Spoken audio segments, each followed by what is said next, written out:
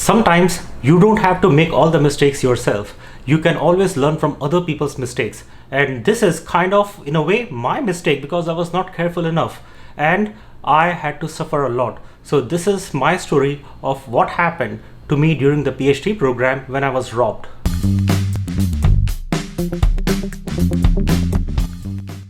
This is Chaitanya Samhara, faculty at the College of Business, University of Texas, Arlington. So this incident happened in February of 2013. It's been 7 years. I was too innocent, too trusting and too naive when this incident happened. I'm not here just to tell you the story of what happened. Let me actually show you the real location and explain in detail how it happened. So one incident that happened when I was a doctoral student is that I was robbed. And that was a brazen robbery in a way. So what used to happen is that my advisor's office used to be right there, okay, and I was with him discussing one of our research papers, and during that discussion I needed my computer, so I went back to my cubicle and I went right here and saw that my laptop, which I had left here, was actually gone, okay, and my laptop was nowhere to be seen here. And a few minutes later I realized that my wallet was also gone, because I used to keep my laptop here and my wallet was also laying there. And the mistake I used to make is that those days this wallet, if you look how I have addressed the situation since then, I used to carry a much thick wallet, now I carry a slim wallet, and I used to put my wallet in the back pocket like this, right? So when you put your wallet on the back pocket and you sit, your body is angled at a certain way, okay, because I was not comfortable sitting at an angle, I used to take my wallet out and put it here instead. So since that day I learned my lesson and I use slim wallets, and now I always keep my wallet in my front pocket, never in my back pocket. But my wallet is like thick. Even though your wallet is thick, but you still keep in your front pocket, right? Yes. Because if you put your wallet in the back pocket, a pickpocketer can actually easily steal. It is much harder to steal from your front pocket. Yeah. And since then we actually saw on CCTV who was the person who walked in, who stole things and left. Thankfully I had insurance, home insurance, and my home insurance actually paid for my losses. And since then Georgia State improved their security by enforcing entry rules where you cannot even enter the building without swiping your card. So that is a good thing. So the chances of that happening now are much lower.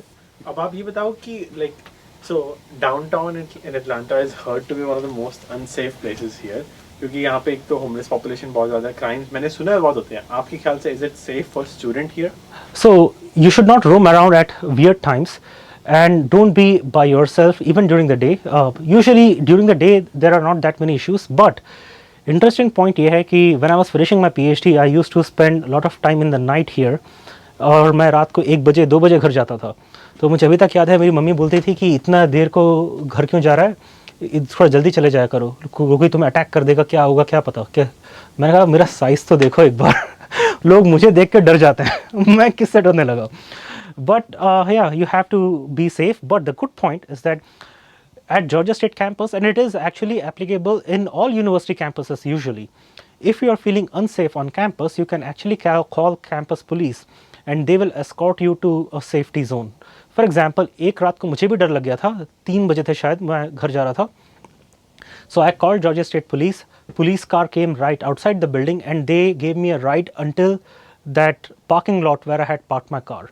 I would like to thank Harnoor Singh from Singh in USA channel for helping me make this video. He was the one behind the camera where I'm explaining what happened in that incident. So one thing, thankfully, I did absolutely right was that I had backed up all my data on my computer on cloud. I used to have a Dropbox account which I still use. By the way, this is not an advertisement for Dropbox.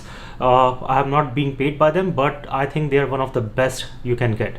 So I had a paid Dropbox account where all my data was backed up, and therefore even the loss of my computer did not affect my work. And thank God I took that step before the incident happened. Had my data not been backed up on cloud, it would have really hurt me because years of my research work was on that computer. But thankfully it was copied on my desktop at home. Immediately after this incident happened, of course I had lost all that money that I had in my wallet. I had around $40 and I had lost all my credit cards, all my IDs, everything. So my advisor gave me $200, which I paid him back immediately after. And then he took this incident very seriously and he complained to the dean. All the formalities were taken care of, and then our department and the college started taking more serious steps to make sure that these incidents do not happen again. So I showed you the door of then office of my advisor, and the door was open and I was in discussions with him about our research paper, and this robber walked through the same hallway, took my computer, took my wallet, and just left while we were right there.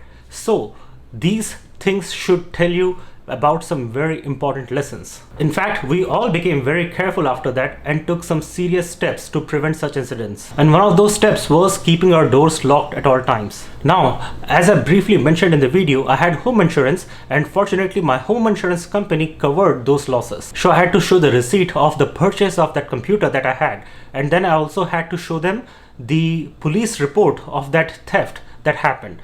And based on that, they reimbursed me certain amount, because they said that, okay, you bought this laptop for I think $1,300-$1,400, but the value of that laptop has gone down since you purchased it, so we will reimburse you. I think they reimbursed me around $1,100 something.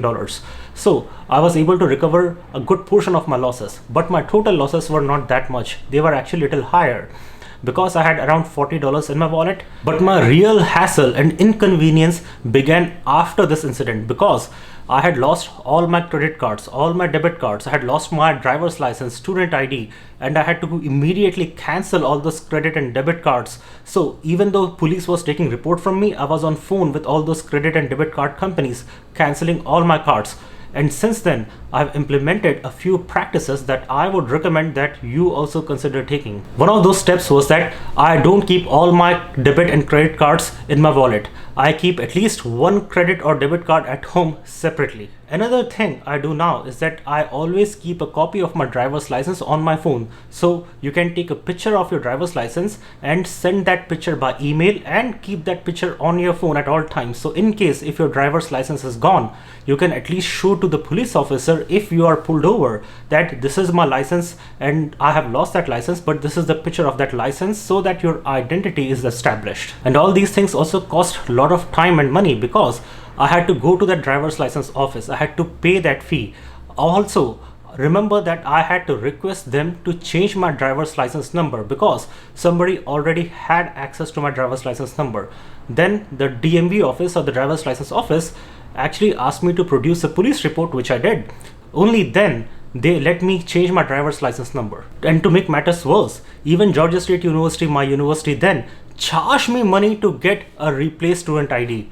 Already I was a victim. Okay, I was already going through quite a bit of hassle, and then I had to pay money to get that ID back. So where did I really go wrong? See, I was in my own office. My cubicle was right by my advisor's office, right? But because of lack of security and that we were not paying attention to our surroundings, some guy just came along and took my belongings away. So it is very important to carefully assess the environment you are in. See, familiarity breeds complacency. If you are too familiar with something, you tend to become complacent. So you should not make that mistake when you are a student in the US. Now, after all these security steps that have been taken, it is unlikely that such incident would occur so easily, but it is better to be careful and it is better to be safe than being sorry. Even though you are at a place which is very familiar to you, it is like your office, but please remember, if anybody can just walk in without swiping their card and can get the doors open, you should be very careful. So I hope that all these tips are very useful to you. Thank you for watching. Jai Hind and God bless America.